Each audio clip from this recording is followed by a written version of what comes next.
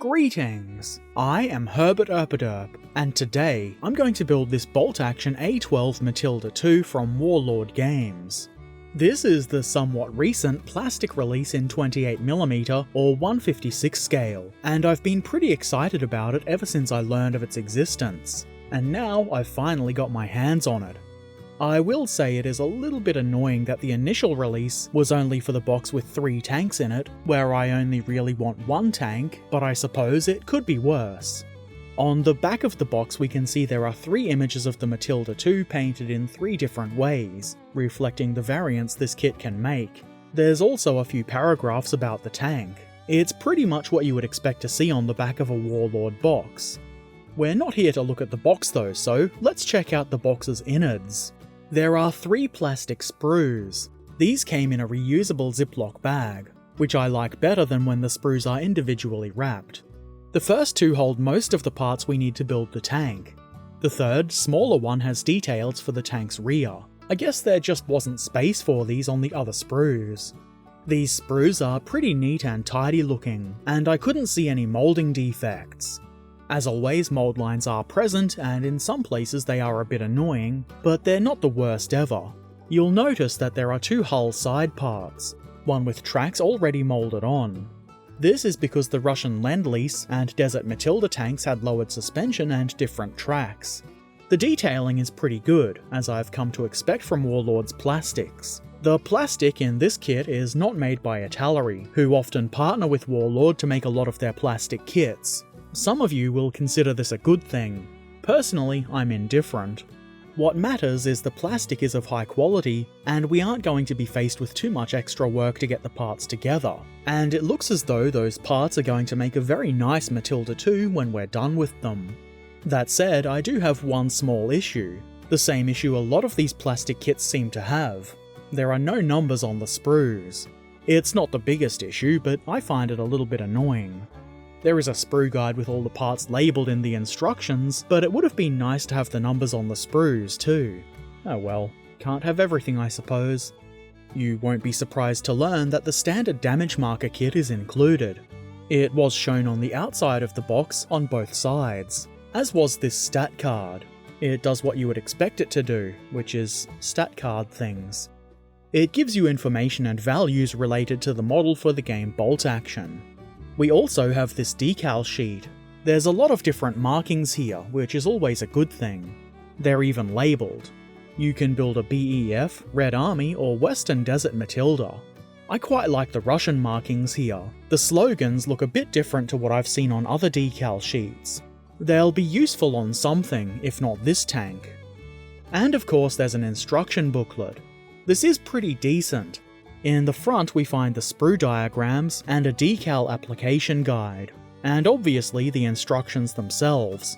These are a bit different than usual. They feature digital renderings, and while it does show you which parts you should use for the different variants of the tank, I found the actual placement of some of those parts to be a little bit confusing, and the instructions weren't the most helpful at those times.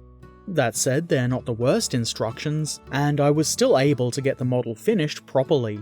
Or at least what looks like properly. The last page has a basic painting guide for the 3 variants of the Matilda II that you can make with this kit. I've chosen to build the Western Desert Matilda, so let's begin. We start with the hull side and track parts. As I mentioned earlier, the Desert version uses the hull side part that has the tracks already installed, which makes things very easy.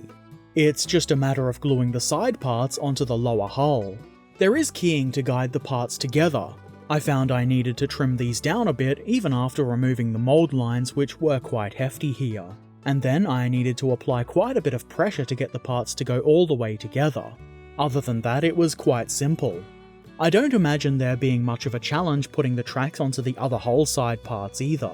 It looks fairly simple. Of course, having it all in one is much easier.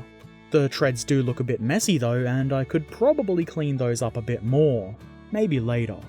Then, after test fitting of course, I glued the upper hull on. I applied glue to any point of contact I could find, and pressed the part down. It goes into place quite easily. I had to apply a fair bit of pressure here too. Unfortunately, it doesn't seem to have totally eliminated all of the gaps. They are still present, most notably in the corners of the hull where it angles inward. The sides and front aren't perfect either. I don't think there is meant to be any gaps there at all, but that is something that can be fixed later. The hull looks pretty good otherwise. Of course, there are still some more details to add. I decided to start at the front. I glued in the shackly towing things. These are pretty small parts, but I still got them in using my fat fingers, as you can see.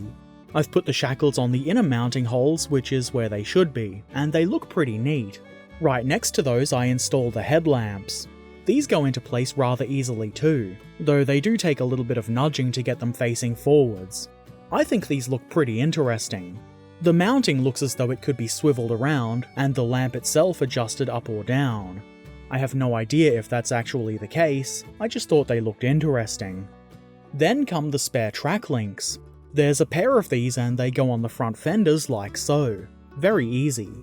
I didn't think about it at the time, but these look more like the other tracks than what the tank currently has installed. Not sure how much this matters really. To me, not very much. To a rivet counter, probably the end of the world. Then comes the driver's hatch. This is a pretty interesting one. You'll be surprised to know that I don't actually know how it works exactly, but it seems to slide backwards instead of opening like a door like a normal hatch. The part goes in very easily, and I'm pretty sure I put it the right way around. Very nice. Now to the back of the tank, where I installed this radiator thing, I think it is. There are 2 of these on the sprues. Be sure that you are using the correct one for the Matilda that you want to make. Then comes a pair of exhaust pipes, one on either side of the radiator thing. These were quite easy to put into place. The mold lines on these were kind of annoying. Not too bad, but they were fairly prominent. I saved myself, and the people watching the stream, some time by not fully removing the mold line from the inside of those pipes. It shouldn't be visible at all. Next come these little vent things, one on either side. Very simple, and there is keying to make sure it sits in the right spot. Then I glue on this muffler's part. The pipes on this thing should line up with the ones we glued around the radiator thing earlier. I found I had to apply a little bit of pressure and hold them in place until they bonded, which was slightly inconvenient, but it could always be worse. Plastic cement starts working fairly quickly anyway. I then add this flap or board. I have no idea what it is or what it's for, and I did have a little bit of trouble figuring out exactly where it should go. I guess it's not the most important part, but it was a bit annoying. Maybe it's some sort of a plate to put a marking on or something. It's then time to assemble the fuel drum. I don't know if this is actually required on all Desert Matildas, but it would make sense. We start by gluing these 2 simple parts together. They only seem to go together neatly one way, which is the way I put them together. I didn't want them to look messy. Then come the end caps. These are keyed and conveniently labelled left and right.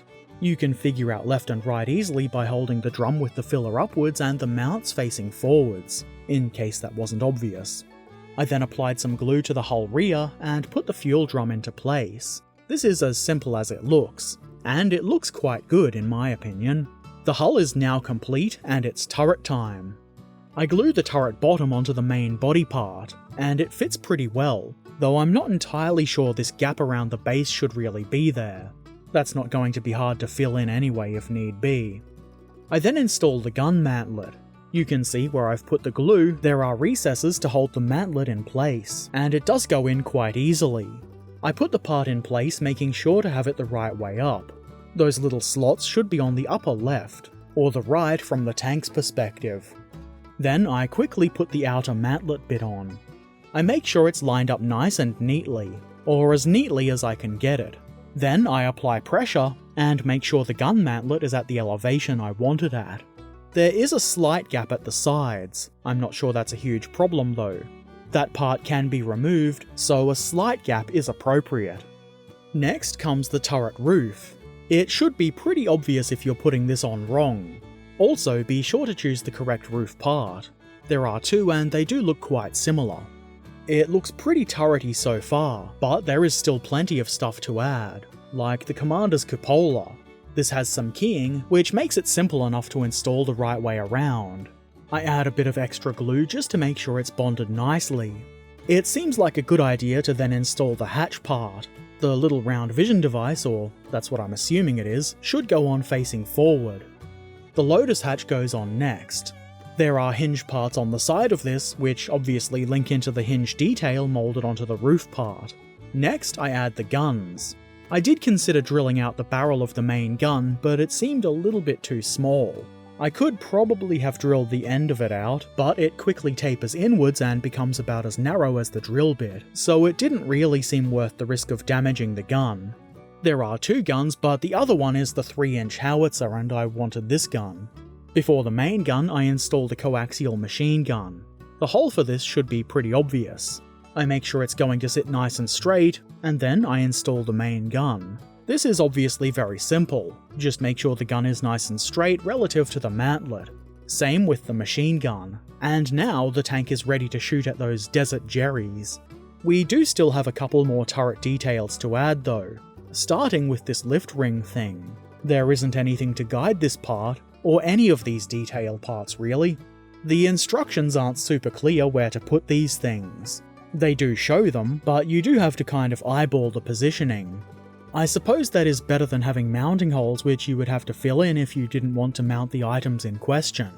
As you can see, there are things like smoke launchers, antenna mounts, and stowage boxes, all of which you have to guess and eyeball the position of. Not the worst thing really, and it does allow for some customization. At any rate, I do think I've managed to get them all close enough to being in the correct spots, at least according to the instructions. The final detail to add is the searchlight.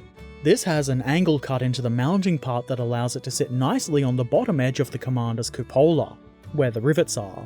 It goes into place quite easily, and that's the turret done.